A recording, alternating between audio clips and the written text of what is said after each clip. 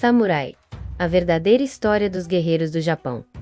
Você já ouviu falar dos samurais? Guerreiro seria essa armaduras relucentes, espadas afiadas e um senso de honra inabalável. Mas quem foram realmente os samurais? Eles são apenas personagens de filmes ou figuras reais que moldaram o Japão? Prepare-se, porque no vídeo de hoje vamos mergulhar fundo no mundo desses lendários guerreiros e descobrir a verdade por trás do mito. Bem-vindo ao Omoshiroi Sekai, o canal onde histórias e curiosidades do Japão ganham vida. O nascimento do samurai. Para entender o surgimento dos samurais, precisamos voltar ao século VIII, durante o período Nara 71, 0794. O Japão, naquela época, era um território em constante disputa entre clãs e senhores feudais. O governo central começou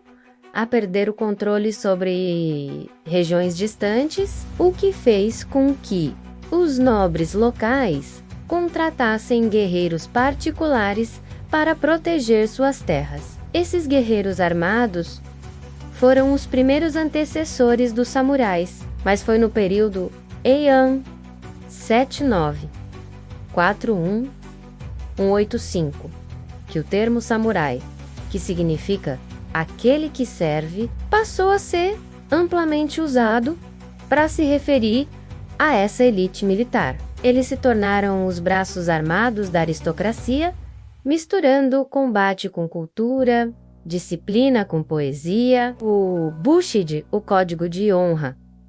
O que tornava os samurais diferentes de outros guerreiros era o seu código moral, o famoso Buxide, que pode ser traduzido como o caminho do guerreiro. Era um conjunto de princípios que orientava sua conduta dentro e fora dos campos de batalha. Lealdade, coragem, disciplina, compaixão e, acima de tudo, honra. Um samurai preferia a morte do que o desonra. Quando falhavam com o seu senhor ou cometiam um erro grave, realizavam um ritual conhecido como seppuku ou harakiri, um suicídio cerimonial que demonstrava responsabilidade e pureza de alma. Esse código moldou o espírito japonês por séculos e ainda influencia a cultura moderna do Japão de formas sutis, como no respeito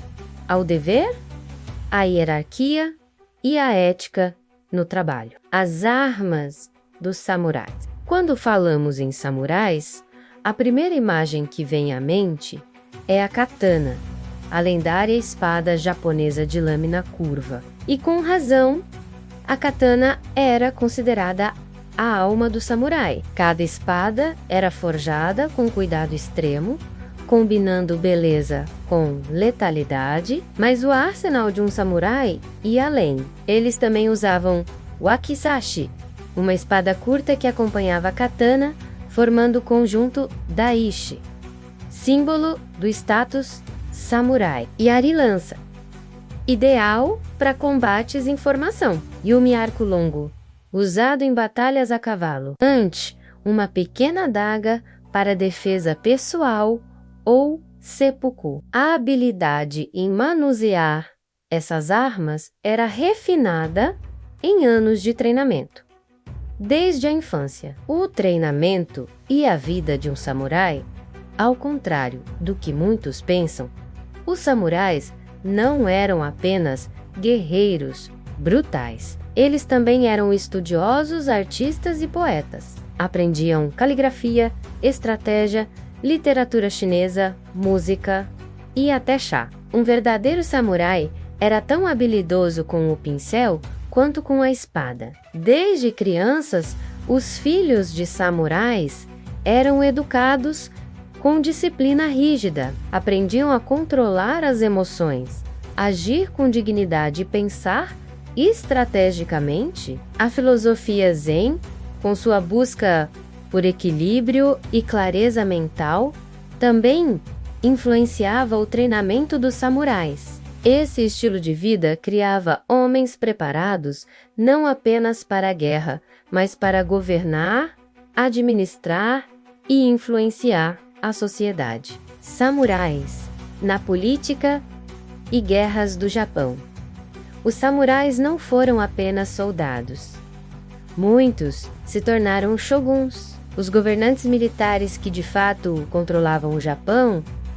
Um dos momentos mais marcantes foi a ascensão do clã Minamoto. Após a vitória na guerra, Genpei 1180 a 1185, que levou à criação do primeiro shogunato, o shogunato Kamakura. Durante séculos, o Japão viveu sob regimes militares onde os shoguns, apoiados pelos samurais, controlavam o país. Houve diversos conflitos entre clãs poderosos, como os Minamoto, Taira, Oda, Tokugawa e Toyotomi. Destaque para grandes figuras como Oda Nobunaga, menos o general que iniciou a unificação do Japão no século. Namblas Toyotomi Hideyoshi, o camponês que virou samurai e completou boa parte da unificação. Tokugawa Ieyasu, que estabeleceu o shogunato Tokugawa e trouxe paz por mais de 250 anos. Esses líderes, com suas estratégias, alianças e guerras, moldaram o Japão moderno. A queda dos samurais. Tudo o que é grandioso também tem um fim. Com a chegada dos ocidentais no século XIX e a reabertura dos portos japoneses após séculos de isolamento, o Japão entrou em uma nova fase. O governo imperial, sob o comando do jovem imperador Meiji, iniciou uma reforma profunda conhecida como a Restauração. Meiji, o objetivo era modernizar o país e acabar com os privilégios dos clãs samurais. A partir de 1868, os samurais perderam seus direitos, como o uso exclusivo da katana e o recebimento de salários do governo. Muitos resistiram. A mais famosa revolta foi a Rebelião de Satsuma, 1877, liderada por Saige Takamori, considerado o último verdadeiro samurai. A rebelião fracassou e o Japão mergulhou em sua era moderna, deixando os samurais como lenda. O legado do samurai mesmo, com o fim do sistema samurai, seu espírito continua vivo na cultura japonesa, nos esportes marciais como o Ken de esgrima japonesa e Aido arte de desembainhar a espada e Judo, vemos valores como respeito, disciplina e honra menos ecos diretos do Buxide. No cinema e na literatura, os samurais são figuras recorrentes. Filmes como Os Sete Samurais, de Akira Kurosawa, e personagens como Kenshin Himura, no anime Rurouni Kenshin, mantém viva a imagem heróica e complexa do guerreiro. Até mesmo o comportamento corporativo japonês carrega resquícios dessa filosofia. A lealdade às empresas, o senso de dever e a importância da reputação são heranças claras da mentalidade samurai. Curiosidades sobre os samurais para encerrar. Separamos algumas curiosidades que talvez você não saiba. Samurais também eram mulheres. Conhecidas como Onna Bugeisha, essas guerreiras treinavam com lanças e arcos para proteger suas famílias e terras. A armadura dos samurais era feita com placas de metal e couro, costuradas com seda. Eram funcionais, mas também artisticamente belas.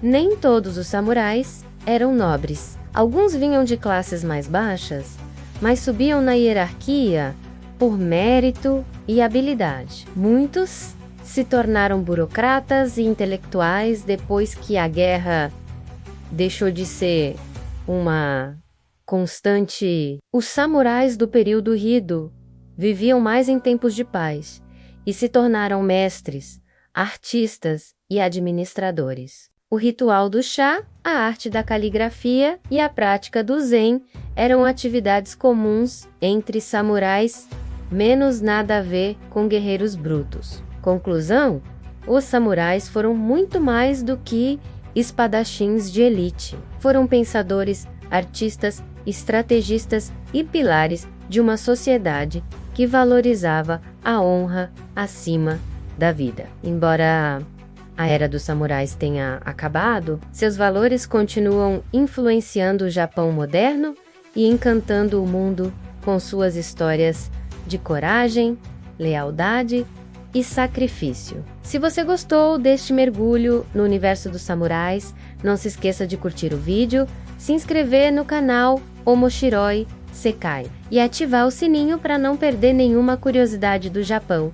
E agora eu te pergunto, se você vivesse no Japão feudal, teria coragem de seguir o caminho do Bushido?